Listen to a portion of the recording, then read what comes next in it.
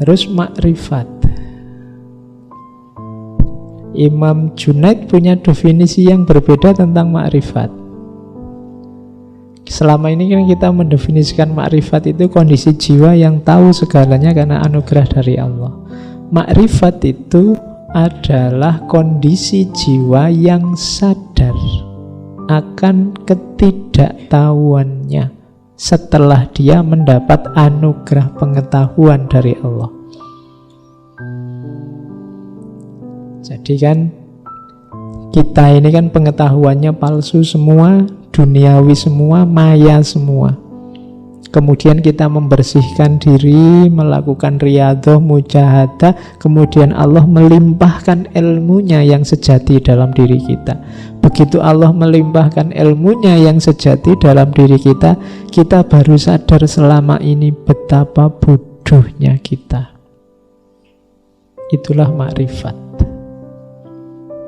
Jadi kondisi jiwa yang sadar akan kelemahannya, akan kebodohannya setelah dia mendapat anugerah ilmu, anugerah pengetahuan dari Allah. Kan ada juga orang yang oleh Allah diberi ilmu, diberi anugerah pengetahuan, tapi tidak muncul Allahnya kan.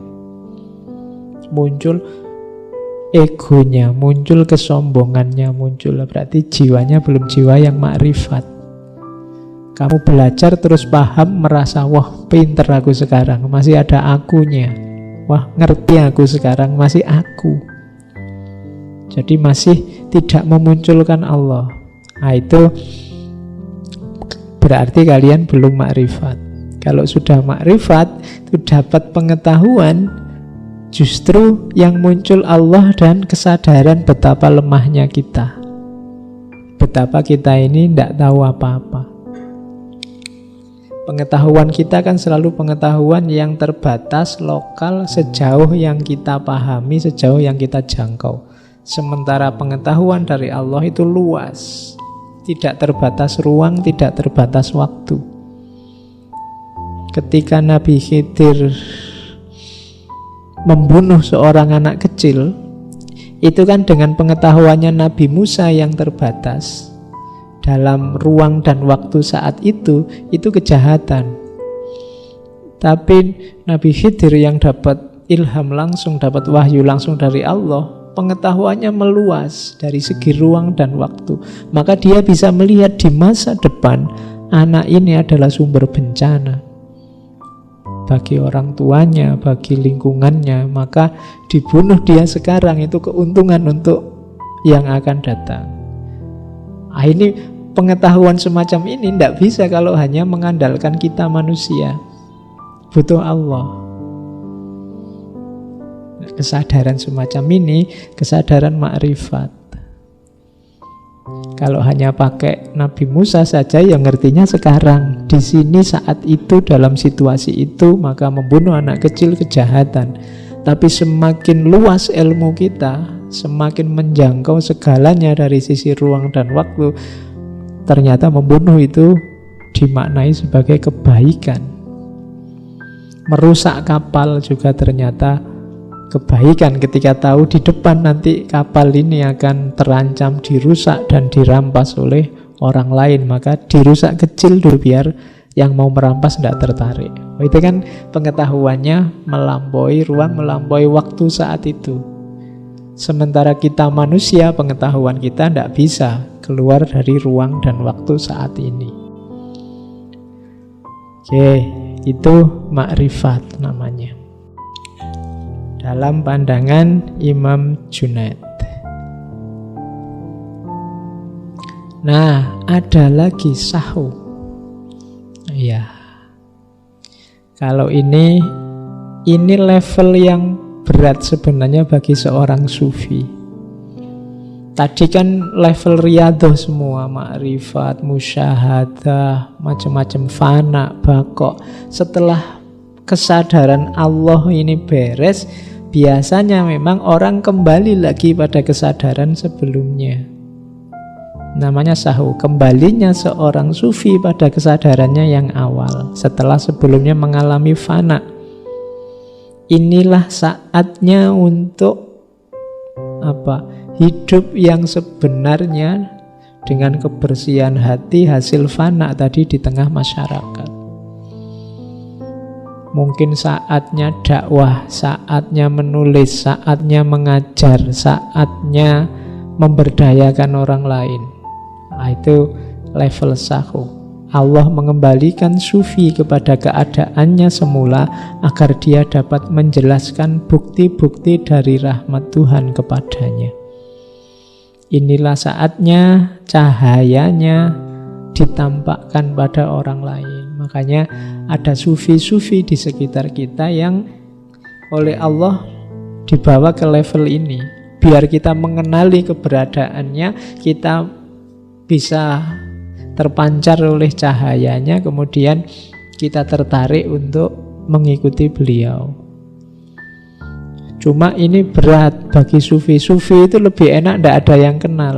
Makanya banyak sufi yang kalau dibongkar kesufiannya, beliau tidak berkenan. Karena begitu orang tahu dia sufi, akan sangat berat menjaga levelnya, level kedekatannya, level kebersihannya. Jadi kita harus berterima kasih pada para sufi yang mengizinkan dirinya dikenali, sehingga kita bisa belajar dari mereka. Ini perjuangan sangat berat bagi para sufi. Karena kalau tidak ada orang yang tahu, lebih mudah untuk menjaga kebersihan dirinya. Tapi begitu banyak orang yang tahu, dia akan berat. Nah, ini level sahu, makom sahu.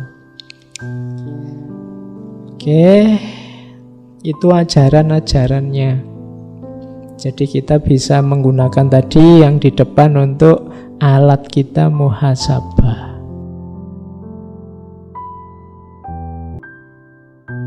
Tawakal. Definisinya Imam Junaid tentang tawakal agak unik. Tawakal adalah kesadaranmu bahwa engkau adalah miliknya Tuhan, seperti sebelum diciptakan, seperti sebelum engkau terjadi. Jadi kalau ingin tawakalmu sejati, kamu harus punya kesadaran seperti dulu kamu belum ada. Pas kita belum ada kan, kita tidak tahu kita jadi anaknya siapa, lahir di mana, kulit kita hitam apa kuning apa putih, rambut kita keriting apa lurus apa. Kita kan tidak tahu sama sekali. Semuanya Allah yang menentukan. Dan begitu kita lahir dengan kondisi kita kan, kita terima apa adanya. Kamu kan tidak protes. Kok aku lahir di sini? Tidak, balik lagi kan tidak. Semuanya yang milih kan Allah dan kita terima. Jadi jiwa seorang yang tawakal itu kembali pada masa sebelum kamu ada, sebelum kamu diciptakan. Sadari bahwa kamu itu sepenuhnya haknya Allah, miliknya Allah. Nah, kalau kita sudah punya level kesadaran ini, berarti kita bisa ada di level tawakal. Oke, jadi itu ajarannya tentang tawakal. Ada lagi tentang mahabbah. Kalau mahabbah itu gantinya sifat orang yang mencintai dengan sifat orang yang dicintai.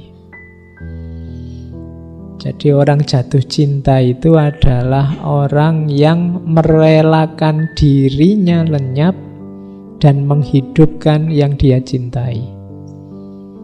Cinta sama Allah juga begitu. Makanya di antara wujudnya mahabbah nanti fana tadi.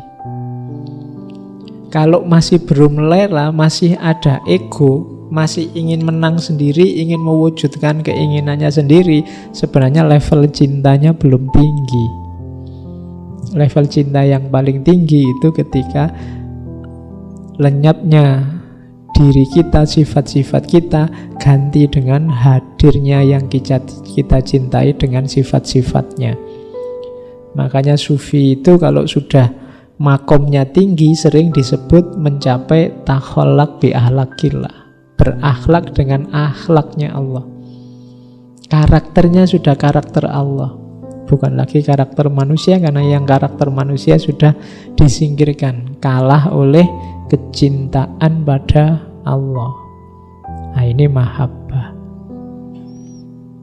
Berarti untuk ngecek kita ini sudah jatuh cinta beneran apa belum, itu diantara cirinya sifat-sifat kita ini coraknya ilahi atau manusiawi. Kalau masih banyak manusiawinya, ya sebenarnya kita belum jatuh cinta sama Allah, belum ada mahabbah.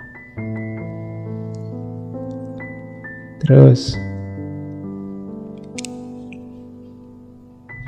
kalau ini musyahadah, di antara ahwalnya seorang sufi adalah musyahadah.